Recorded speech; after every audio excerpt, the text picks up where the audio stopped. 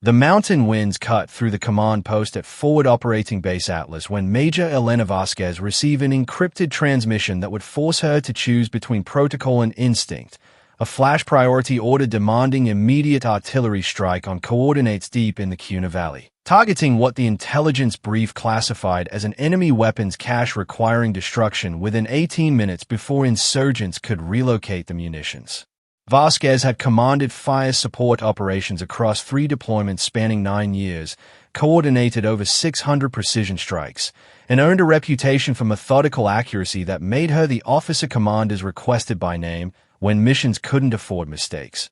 But this directive carried authentication from echelons she rarely interfaced with directly. Security clearances that validated through every verification system, and targeting data that appeared immaculate on technical examination.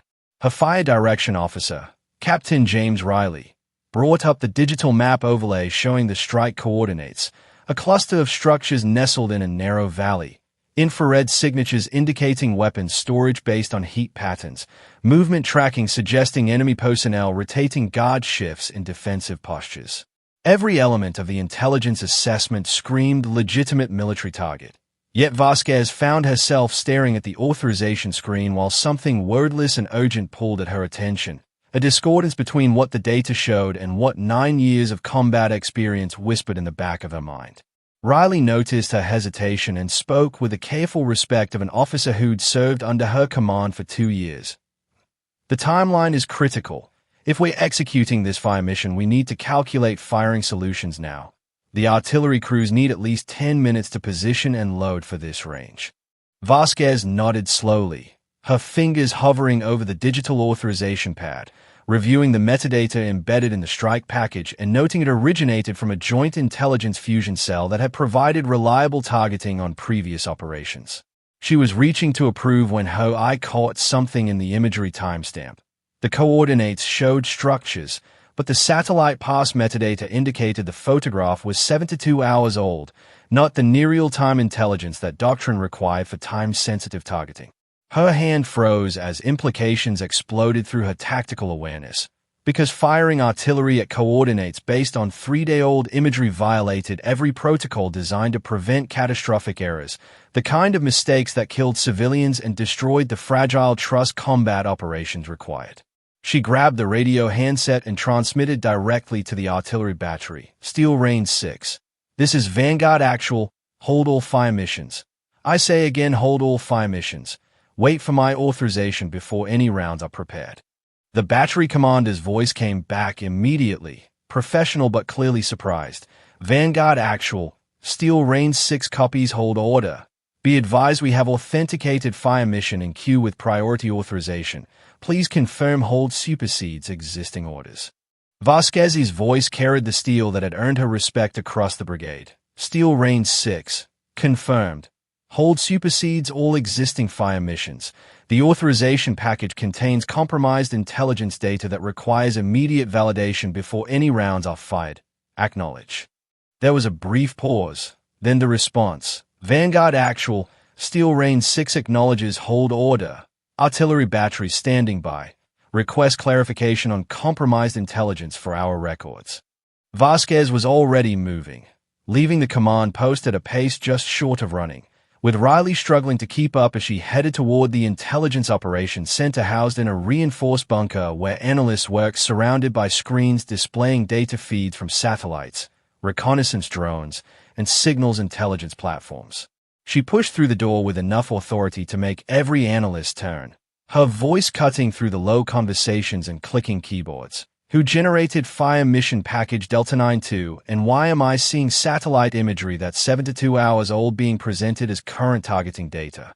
The senior intelligence analyst, a civilian contractor named Dr. Sarah Chan who'd been supporting operations in Afghanistan for 6 years, pulled up the file with swift keystrokes that showed practiced familiarity with the systems. Major. That package came through theater intelligence with authentication codes indicating it had been vetted at Combined Joint Task Force level. I verified the credentials and classification markings but didn't drill into the underlying imagery metadata because the authorization indicated multiple layers of validation had already occurred.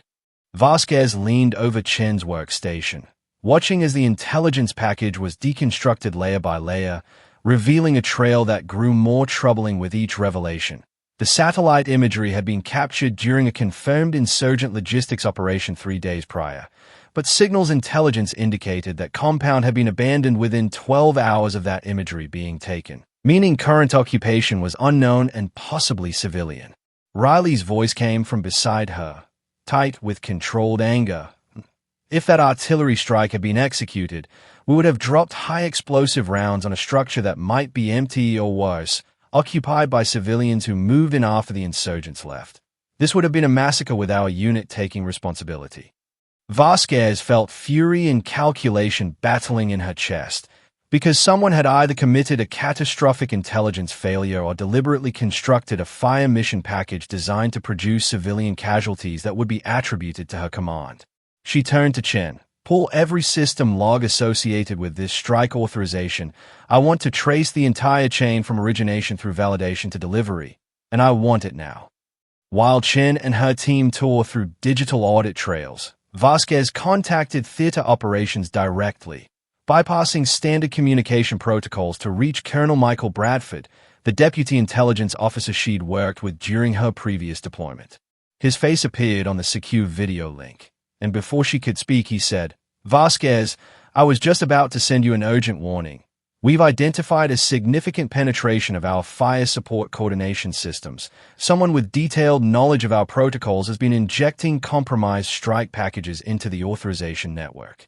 Vasquez felt pieces assembling into a terrifying picture. Let me guess, using old imagery tagged as current intelligence to generate fire missions that would result in civilian casualties or friendly fire incidents.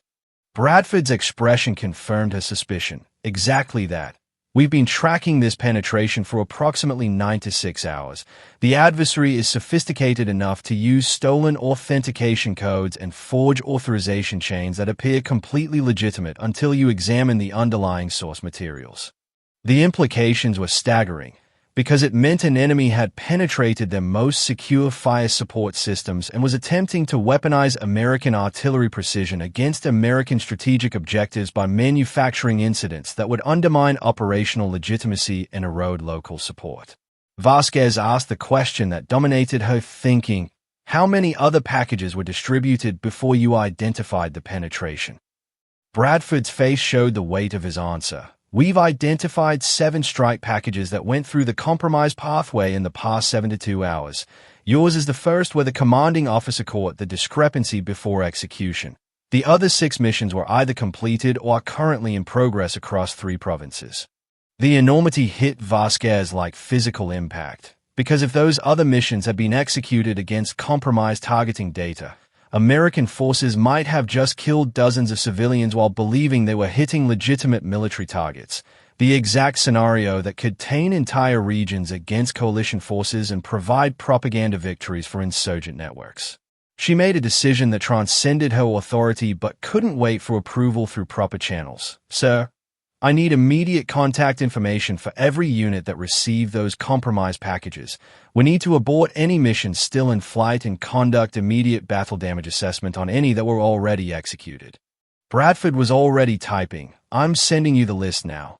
But Vasquez, be aware that contacting other units directly about this could trigger counterintelligence protocols, and you'll need to explain why a major is bypassing theater. Command structure." Vasquez's response came without hesitation. "I'll deal with the career consequences later.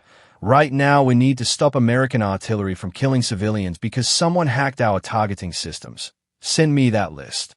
The data appeared on her screen, showing 6 other fire missions distributed across Afghanistan.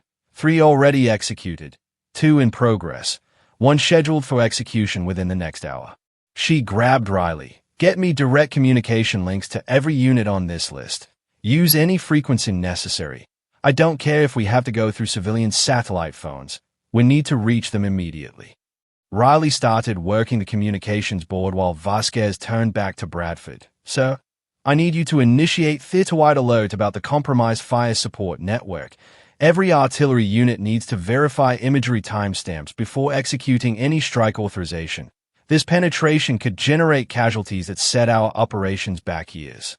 Bradford nodded. already drafting the alert, but I need your official statement about how you identified the compromise for the investigation file. This is going to trigger reviews that reach the Pentagon." Vasquez spoke quickly, aware that every second counted. "I noticed the imagery timestamp didn't match the real-time requirement in the mission brief, cross-reference with standard protocols, and realized we were about to fire on 3-day-old intelligence.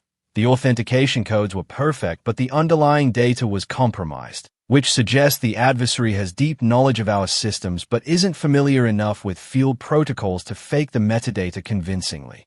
Chen interrupted from her workstation. Voice urgent. "Major, I've traced the origination point for the compromised packages. They're being injected into the system through a legitimate intelligence fusion node in Kabul, which means either someone at that facility is compromised or the facility's network has been penetrated remotely." Vasquez processed this instantly. "Can you identify which specific terminal or user account is generating the false packages?" Chen's fingers flew across her keyboard. "Working on it. But the adversary is using valid credentials that appear to belong to a senior intelligence officer assigned to combined operations. Either those credentials were stolen or that officer is actively participating in the compromise." Riley called out from the communication station. "I've reached 2 of the units with missions in progress.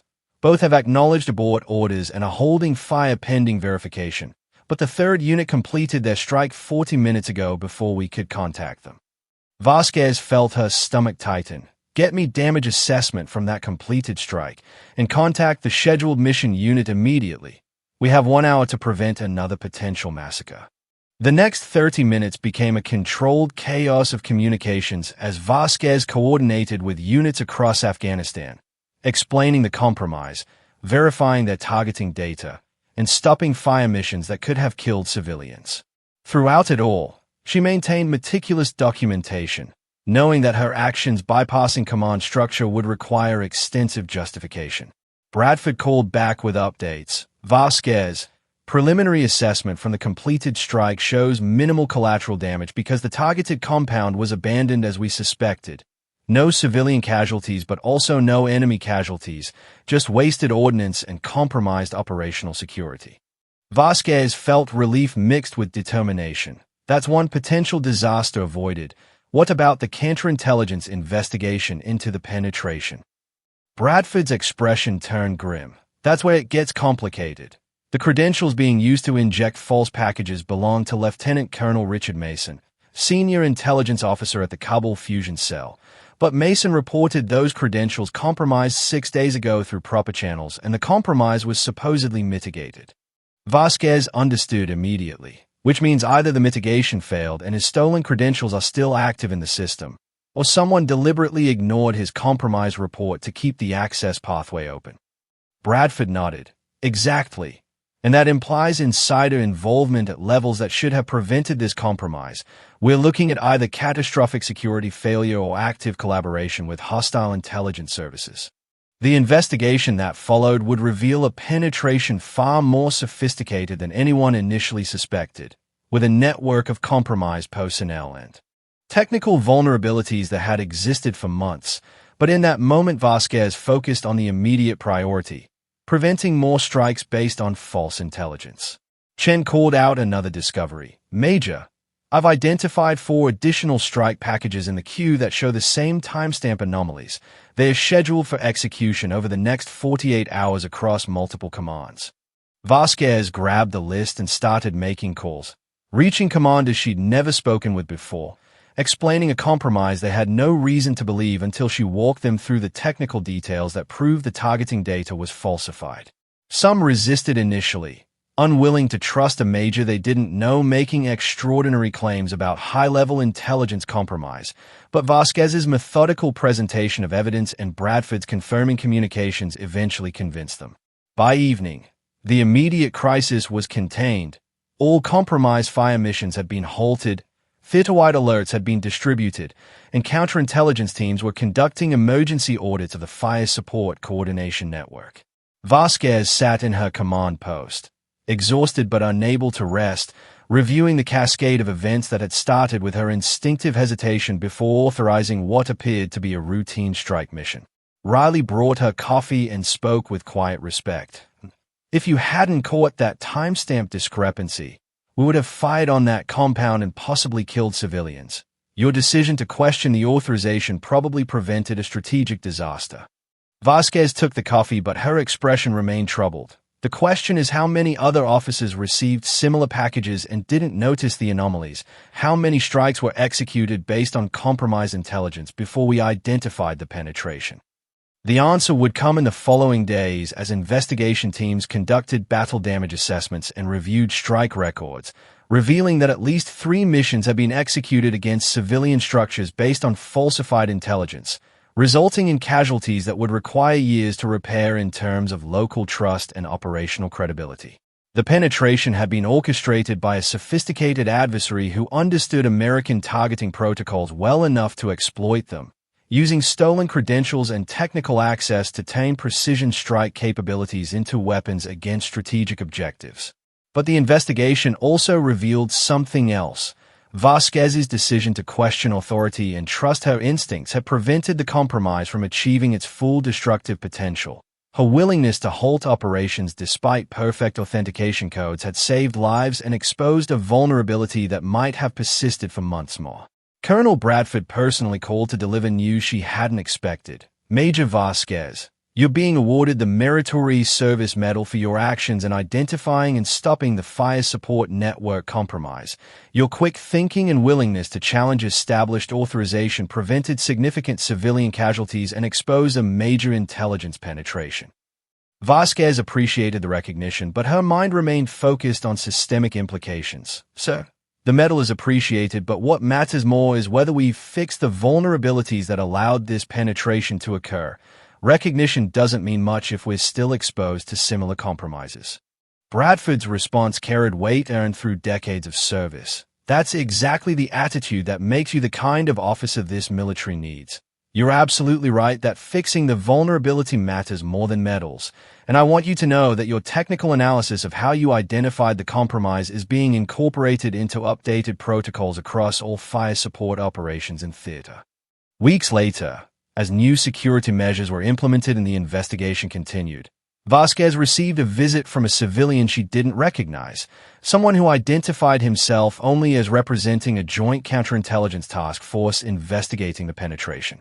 He sat across from her in a secure briefing room and spoke with careful precision. "Major Vasquez, the work you did identifying that compromised strike package prevented what our analysis indicates could have been catastrophic damage to coalition operations in Afghanistan. The adversary was attempting to manufacture a series of civilian casualty incidents that would have eroded local support and provided strategic propaganda victories."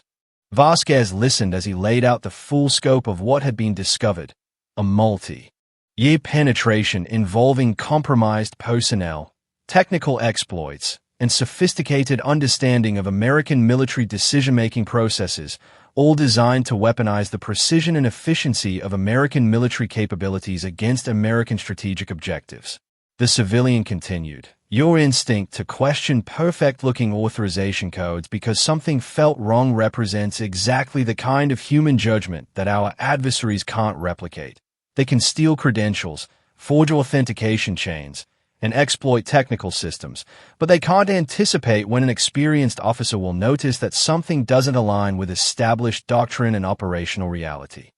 He paused, then added, "We're using your case as the foundation for updated training on identifying sophisticated intelligence compromises, teaching officers that perfect authentication doesn't guarantee valid targeting if the underlying data doesn't align with operational protocols. Your decision to trust your professional judgment over system validation potentially saved dozens of lives." Vasquez accepted this quietly, understanding that the recognition mattered less than ensuring other officers learned to balance trust in established systems with critical evaluation of the intelligence those systems provided. Because in modern warfare, the most dangerous threats often came not from obvious enemies but from compromised systems that appeared completely legitimate until someone looked beneath the surface. Years later, when she was teaching at the Command and General Staff College, Vasquez would use that day as the centerpiece of a lesson about the relationship between technology, protocol, and human judgment, explaining to rooms full of officers that the most sophisticated systems remained vulnerable to human compromise and that sometimes the most important decision a commander could make was to pause and question authorization that appeared perfect, trusting instinct and experience when data didn't align with operational reality. She would tell them about standing in that command post with 18 minutes to execute a strike mission backed by flawless authentication codes, about the moment she noticed a timestamp that didn't match doctrine, about the decision to halt operations despite pressure from timelines and protocols, and most importantly about the reality that in modern combat leadership wasn't just about executing orders but about knowing when to question the systems that generated those orders. Because authority wasn't just about following authenticated commands. It was about having the professional courage to stop and verify when instinct suggested something was wrong, even when every technical system indicated otherwise, and that kind of judgment couldn't be programmed into targeting computers or encoded in authentication protocols. It lived in the experience and integrity of officers who understood that perfect-looking orders could still be wrong, and that sometimes the most important thing a commander could do was simply pause and ask one more question before irreversible actions were taken.